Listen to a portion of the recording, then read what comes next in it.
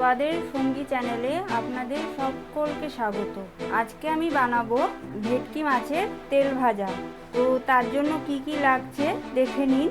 এর জন্য অবশ্যই লাগবে মাছের তেল।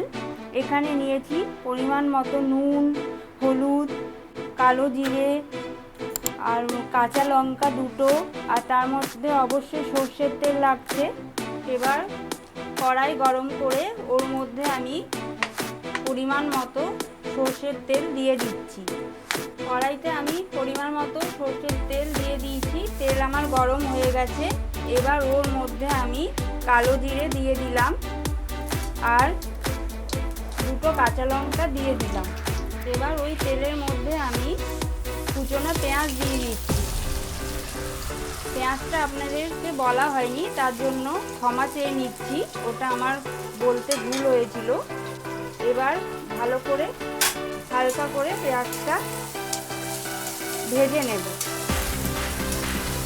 এবার ওর মধ্যেই পরিমাণ মতো নুন আর হলুদ দিয়ে পেঁয়াজটা ভেজে নিচ্ছি।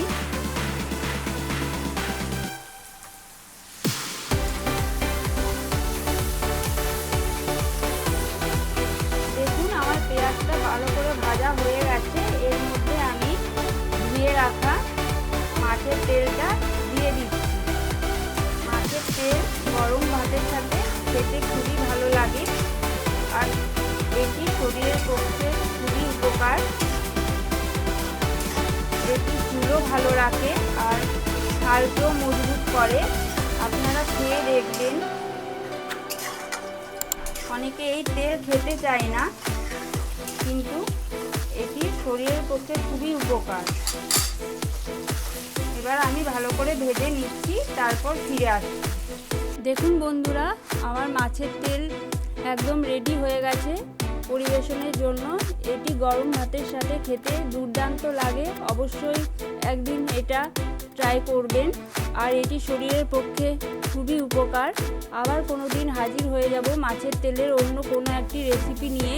পাশে থাকবেন আর অবশ্যই আমার চ্যানেলটি সাবস্ক্রাইব করবেন আর লাইক করতে ভুলবেন না, আর কমেন্ট করে জানাবেন কেমন লাগলো। ধন্যবাদ।